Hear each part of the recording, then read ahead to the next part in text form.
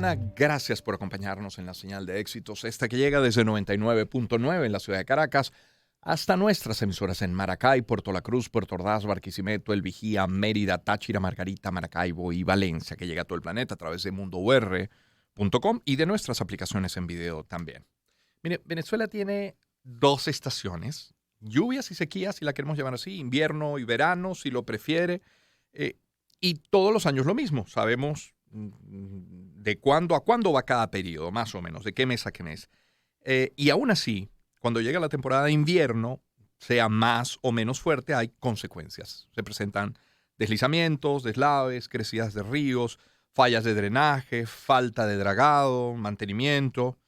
Y, ojo, la gente también con una cuota de responsabilidad en la medida que se construye donde no se debe o se bloquean cauces de río con basura. También responsabilidad compartida, pero el Estado tiene en sus manos educar por una parte y luego mantener para luego minimizar la necesidad de correr con las secuelas de una inundación, por ejemplo. Bueno, de eso, de la infraestructura queremos hablar, de los retos de la ingeniería para disminuir esas situaciones de riesgo, y por eso hemos querido invitar a José María de Viana, ingeniero civil, fue presidente de Hidrocapital, de Movilnet, profesor universitario. Ingeniero de Viana, qué gusto saludarle. Muy buenos días, Román, un placer estar contigo y tu oyente. Ingeniero, los diagnósticos parecen claros, parecen obvios, parece incluso partiendo del sentido común. ¿Qué pasa entonces con el mantenimiento si está todo tan claro, si está más o menos claro lo que debe hacerse? ¿Qué es lo más difícil de planificar, de prevenir? Porque incluso es más económico esa prevención que luego el gasto en el que debe incurrir para recuperar una zona. Totalmente cierto, Román, pero además en Venezuela tenemos un problema de memoria institucional, y es que Venezuela ha sido castigada en el tiempo por varios eventos como el que pasó en Tejería, en donde hemos perdido vidas que son irrecuperables, ¿no?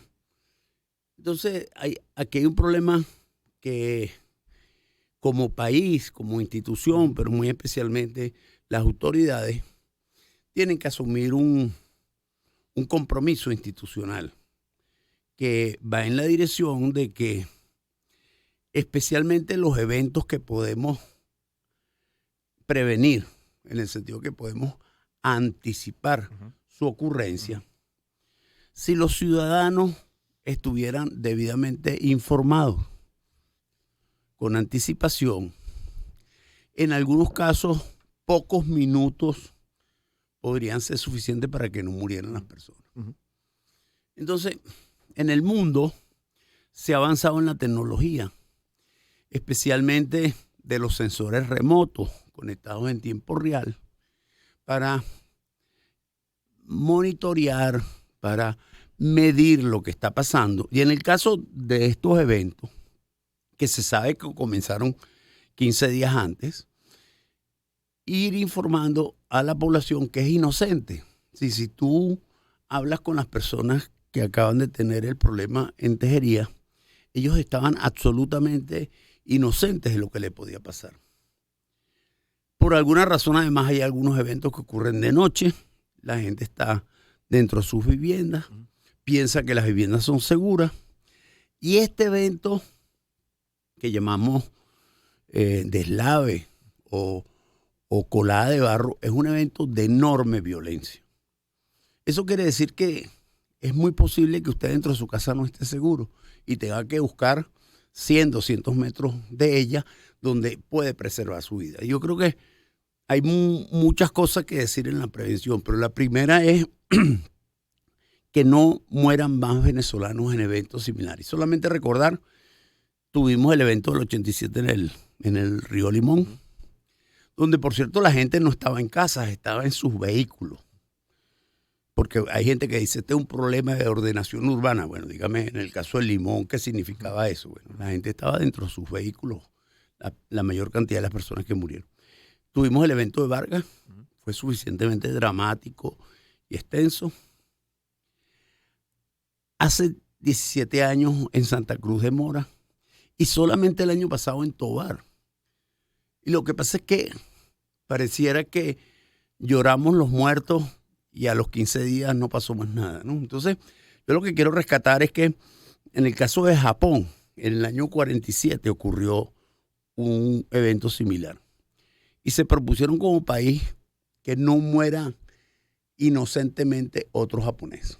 Iniciaron un proceso de investigación. Estos procesos hay que investigarlos, hay que conocerlos, hay que saber exactamente lo que pasó para prevenir que ocurra. Y efectivamente, como tú bien dijiste, es una iniciativa con alto retorno. Es decir, una vida humana no tiene forma de valorarse. Y un esfuerzo de investigación de las universidades en este tema permitiría que tú tuvieras, en el país hay entre 100 y 200 cuencas que son de características similares a la de la Quebrada de los Patos en Tejería. Monitorear en forma continua la ocurrencia de lluvias no es una labor titánica, porque la tecnología moderna permite con aparatos electrónicos muy sencillos mantener en tiempo real esa información. Entonces, lo primero que yo diría es, sí, hay obras de ingeniería para mitigar esto. Hay canalizaciones, hay presas en escaleras, pero mire, lo más elemental que es indispensable que el país tenga. Alguna vez llegamos a tener 600, 700 estaciones de observación de lluvia. Tú no conseguirás cuál es el registro de lo que pasó en Tejería, porque resulta que entre el 80 y el 90% de esas estaciones ya no se operan. Eso no es posible. Eso no es posible. Es una cosa que con la nueva tecnología además tenemos capacidad de operarlas de forma remota, en forma de muy bajo costo. Entonces simplemente es un problema de responsabilidad ciudadana como país, y por supuesto la principal responsabilidad es de las autoridades.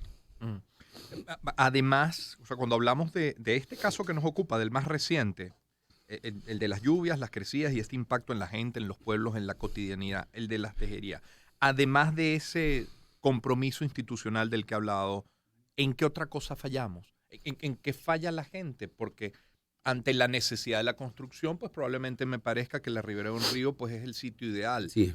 ¿Dónde estuvo la autoridad para impedir que se construyera?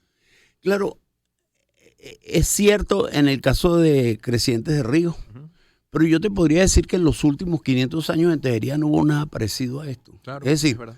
Hay una cosa que hay que recordar de la tragedia del Limón, los que recuerden la planicie de inundación de Caraballeda o la de Los Corales. Son eventos de tal violencia o de Carmen de Uria, claro. Llegan a destruir toda la planicie. Entonces es verdad, mire, no se coloque cerca porque cuando hay creciente de los ríos puede ocurrir tragedia. Este es un evento parecido a un terremoto. De hecho, la traducción en inglés es avalancha de lodo, para que entendamos. Nosotros la avalancha de nieve sabemos lo que significa. Entonces, efectivamente, hay que proteger las riberas. Una vez que pasan estos casos, la ribera más cercana y a menor nivel del río la desocupamos. Pero mire, aquí ocurrió una ola, un verdadero tsunami que traía lodo, rocas y vegetación. Sí. Que es posible que en algunos sitios llegara a tener 2 o 4 metros de altura. Entonces, es verdad, todo lo que dicen los compañeros de planificación, hay que cuidar la ribera, eso es verdad. Pero mire, un evento de esto puede llevarse por delante toda Caraballeda, como una vez lo hizo. Claro. Entonces, alcanzaría sitios mucho más considerados como seguros. Mucho más de lo que nosotros planificamos, claro, en el pronóstico de crecientes de río. Sí. ¿Sí? En la historia de la Quebrada de los Patos, de sus crecientes, bueno, pues entonces la separación para 500 años de periodo de retorno, para 1000, usted lo cumple y perfecto, eso está muy bien. Pero desde el punto de vista de lo que es útil, lo que es útil entender es que, mire, si a las personas de Carmen de Uria le hubiéramos avisado 10 minutos antes de la tragedia, pues muchas de esas personas no hubieran muerto. Eso es lo que es realmente útil. Lo otro es decir, bueno, sí, mire, hay que mejorar condiciones, pero recuerde que la medición de periodos de retorno decreciente no nos llega a explicar un evento de este tipo. Es decir, aquí hay viviendas completas que fueron arrastradas por el río. Ujú. Y entonces, bueno, y a los que, eso está muy bien. Y en el caso de la carretera del río Limón, ¿qué le aplicamos a eso? Claro. Una carretera que viene siendo utilizada desde hace muchísimos años. Entonces, bueno, lo que ahí está claro es, bienvenido el evitar ponerse al lado de la ribera. Pero miren, las personas, si están bien informadas, actúan más conscientemente. Yo creo que hay suficiente evidencia científica para conocer en qué sitios hay posibilidad de que esto ocurra. Esto ha podido ocurrir como ocurrió por una lluvia, pero ha podido ocurrir por un terremoto. Ujú. En el caso de Colombia hubo un caso terrible que fue iniciado por la erupción de un volcán, el Nevado del Ruiz. Claro. Entonces, hacia dónde va el mundo, es todo eso de la planificación urbana está perfecto. Pero mire, un país no puede estar ciego frente a estos eventos naturales. La medición en tiempo real de las precipitaciones en las cuencas altas de los ríos hay que hacerla. Y en la práctica eso, ¿cómo se hace? Es decir, yo instalo el equipo, ese equipo me genera una alerta por precipitaciones o por crecida del río, de ahí hasta comunicar a la comunidad y que la comunidad pueda ser evacuada. ¿Qué ocurre? ¿Cómo ocurre en un sitio, por ejemplo, como Las Tejerías o en un pequeño caserío? Miren, cuando ocurrió la tragedia del Limón en el año 87, tuvimos una misión japonesa apoyándonos aquí y aprendimos muchas cosas. En aquel momento, con la tecnología que había, efectivamente se instalaron medidores de lluvia que llegaban a un computador y que automáticamente iban sumando las precipitaciones a lo largo de los 15 días. Y que en algún momento, cuando esa suma de lluvia era de algún nivel, generaban una alerta amarilla. Eso significaba que por teléfono en aquella época llamaban a los cuerpos de bomberos y a los cuerpos de defensa civil. Pero después había un segundo nivel de alarma, que era el rojo, porque había unos cables enterrados en los sitios donde se comenzaba el movimiento de masa. Entonces, por supuesto, esto está asociado a que Defensa Civil, conociendo los lugares en donde hay potencial de que esto ocurre, mire, en la cuenca del río Mocotíe ha ocurrido este fenómeno en los últimos 20 años 2 veces, en 2 poblaciones muy queridas y han muerto personas. Bueno, la gente tiene que estar informada que estos eventos ocurren. No sabemos por qué además ocurren en el momento más inesperado, porque si ocurre de noche, la noche de un sábado, las personas van a estar más en su casa y van a morir más. Y pasó en Vargas. Entonces, claro, ¿qué es lo que ocurre? Hay un sistema de alerta en tiempo real. Con la tecnología tenemos, es monitoreado. En el caso del que conocimos el río Limón 35 años atrás con tecnología, era monitoreado por una computadora. En el momento que empezaban a aparecer alertas, se llamaban por vía telefónica en aquella época. Ahorita hay otros métodos para hacerlo. Se llamaba la Defensa Civil, se llamaba los bomberos y se llamaba el gobierno civil. Y al final lo que ocurría era que la población era informada de una situación que llaman de alerta amarilla. Mire, nadie puede saber 2 horas antes si va a ocurrir. Claro. Pero yo puedo decirle a la población, mire, esté pendiente, porque resulta que aquí en la cabecera de la Quebrada de los Patos vienen 15 días lloviendo, se está acumulando mucha lluvia y si hay una tormenta importante pudiera ocurrir. Y entonces la gente alerta, es inteligente a la hora de actuar. Porque, repito, en algunos casos, unos minutos hubieran sido suficientes para que la gente salvara su vida. Y otro elemento que quiero añadir, cuando se revisen las fotos de lo que ocurrió, van a ver que una parte importante de las cantidades de lodo, roca y vegetación vienen de zonas vírgenes. Es decir, de zonas donde no estuvo las personas. Entonces, ese argumento que se repite como un lugar común, estos fueron los conuqueros. Mire, hay lugares donde no hay forma que una persona esté de pie. Sí. Igual ocurrió en el caso del Henri Pittier. La mayor parte del material viene de zonas vírgenes, pero de gran pendiente. Es más, Una parte importante son árboles, porque hay gente que dice, es que descubrieron la vegetación. Mire, para que usted sepa, en aquella época, los japoneses recomendaron en algunos sitios clarear el bosque, reducir la carga. Entonces, este fenómeno tenemos que estudiarlo, tenemos que revisarlo, pero hay algunas pistas que nos dicen, tiene mucho sentido, tiene mucho valor, tiene mucho sentido humano que nosotros, digamos, vamos a utilizar nuestra tecnología para advertir de este tipo de fenómenos. Hay otros que no hemos encontrado manera.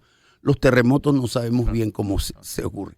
Pero este tipo de eventos, motivados por la lluvia, si tenemos un monitoreo permanente, lo podemos hacer. Estamos en compañía del ingeniero José María de Viana en nuestro estudio.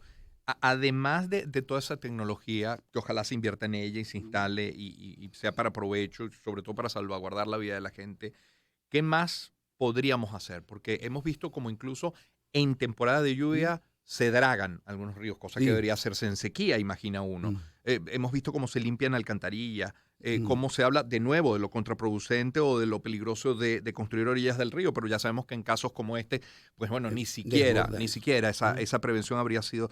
Y luce como que algunas de las medidas son a destiempo. Cuando entremos en esa temporada de nuevo de sequía, ¿qué debería hacerse? Alcaldías, gobernaciones, gobierno central. Bueno, hay que entender que, en primer lugar, que las cuencas se vienen impermeabilizando, lo que quiere decir que los eventos, impermeabilizar quiere decir que anteriormente lo que era capa vegetal es cubierto ahora por viviendas, y entonces la respuesta de la lluvia al escurrimiento es más rápida. Lo que quiere decir que los drenajes hay que rejuvenecerlos, en algunos casos hay que ampliarlos.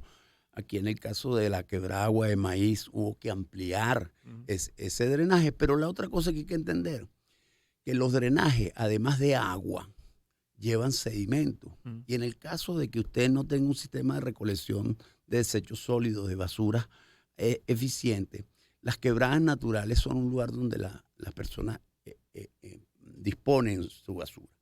Entonces, ¿qué quiere decir? Mire, en Venezuela, entre el mes de enero y hasta el mes de junio, normalmente tenemos una temporada que no llueve. Y eso más o menos es así en todas partes. En algunos sitios hay lluvias en enero, pero digamos que ese es un momento de hacer un trabajo importantísimo, porque es que además hay algunos drenajes que son visibles y podemos recoger y limpiar las cosas.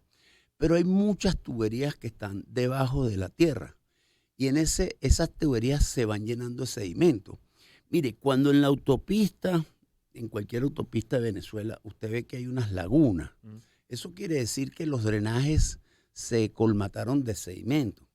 Eso hay que limpiarlo porque cuando las aguas no tienen la salida por las tuberías, buscan otra salida. De hecho, empiezan a crear fallas de borde, empiezan a crear hundimientos en la autopista, porque cuando el agua se lleva los materiales, ese es su... Entonces, efectivamente, todo el tiempo de verano y todos los años hay un proceso que tenemos que hacer. Y otra cosa que hay que hacer, mire, basta que usted visite los bomberos metropolitanos de Caracas, por ejemplo, que en algún momento eran un cuerpo muy bien dotado. Hay una tremenda carencia de recursos materiales para actuar, de camiones, de ambulancias, porque el tema preventivo lo aplaudo porque es muy importante. Pero mire, nosotros aprendimos en la tragedia del Bret en el año 93, en que murieron aproximadamente 100 personas aquí en Caracas, dentro de la ciudad. Que en el momento que ocurre una tragedia, los minutos cuentan. En aquel caso, que tuvimos también una tormenta muy importante, un sábado en la noche, cuando la gente estaba en sus casas, ocurrió deslizamientos de tierra que llevaron a personas y hay personas que quedaron tapiadas. En aquel momento que yo tuve la ocasión de estar presente junto con el alcalde Aristóbulo Isturiz y el comandante de bomberos de la época, estábamos los tres toda la noche, aprendimos que el cuerpo de bomberos tenía que estar mejor dotado. Entonces hay otro mensaje, mire, nosotros en una conurbación de este tamaño tenemos la posibilidad de enfrentar un fenómeno natural en que tengamos muchas personas heridas y posiblemente muchas fatalidades. Hay que equipar a los cuerpos. Mire, hay que recordar que esta ciudad es sísmica. En el año 67 tuvimos un evento en que dentro de la ciudad cayeron 3 edificios. Y otra vez vuelve a ocurrir lo mismo que pasó en Tejería. El tiempo que demore usted en el rescate puede ser la diferencia entre la vida y la muerte. Entonces yo sí quería comentar que la situación actual de los bomberos del Distrito Capital y que es el cuerpo insignia de Venezuela está muy limitado en recursos, que no tienen los recursos mínimos para enfrentar un asunto y que yo creo que tendríamos que prepararnos para eso. Además, ingeniero, ya para ir terminando, son las 7:33, el ingeniero de Viana nos acompaña en el estudio. Las ciudades crecen y a lo mejor una ciudad se planificó para 100.000 personas, se construyó lo necesario para albergar hasta 500.000, pero resulta que esa ciudad tiene hoy 1 millón. Bueno, pero tiene unos sistemas de recolección, por ejemplo, de agua para 100 o 500.000 personas cuando tiene el doble. Eso hay que atenderlo. Pero además un poco más preocupante, Román, en algunos aspectos nosotros hemos retrocedido. Yo recuerdo mucho el evento del Limón porque fue tan duro para nosotros enfrentar una realidad que no esperábamos. Pero yo quiero recordar que durante 10 años tuvimos sistemas de alerta temprana funcionando. No fue que instalamos unos sistemas, esos sistemas con esa tecnología que eran transmisión vía VHF, tenían su propio sistema de transmisión, aviso por teléfono, duraron funcionando 10 años. Y hoy, después de las tragedias que nos han ocurrido, no tenemos ni el sistema del río Limón, pero en Embargas no tenemos ninguna de las cuencas monitoreadas, pero no tenemos ninguna otra en el país. El caso del cuerpo de bomberos yo lo comento porque el cuerpo de bomberos de Capital llegó a ser un cuerpo que tenía 40 ambulancias activas y que tenía un cuerpo de paramédicos extraordinario. Y mire, la situación actual es que hemos retrocedido en eso. Nosotros debemos tomar como país el que no solamente tenemos que estar al día, sino que tenemos que recuperar las cosas que antes hacíamos muy bien. Mire, un país como el nuestro no tiene estaciones de medición de lluvia en tiempo real. La tecnología permite que las tengamos y yo creo que deberíamos no pedir cosas extraordinarias que uno dice, bueno, hay que construir obras de mitigación. Eso es otra cosa que nos faltó decir. Mire, después que estas cosas pasan, construimos unas presas que permiten retener, si ocurriera nuevamente un movimiento de lodos, retenerlos oportunamente. Hacemos canalización. Esas obras civiles están muy bien. Pero mire, los sistemas de alerta temprano no son tan costosos y deberíamos tenerlos funcionando porque sería muy importante que la próxima vez que vaya a ocurrir algo, lo avisemos con tiempo. Es posible que un evento de esto no ocurra este año porque tienen periodos de retorno importantes, pero mire, si hay algún país que ha tenido un evento suficientemente dramático, fuimos nosotros con el evento del 99. Claro. Y lo que nos dice la experiencia es que esto va a volver a ocurrir, no sabemos dónde. Quisiéramos que en ese momento los ciudadanos no estén inocentes, sino que podamos alertarles con tiempo. Claro. Ingeniero de Viana, gracias por acompañarnos. Un placer estar con ustedes. José María de Viana, ingeniero civil, fue presidente de Hidrocapital, Movilnet, profesor universitario también. 7:36, identificamos nuestro circuito. Melodías de la palabra.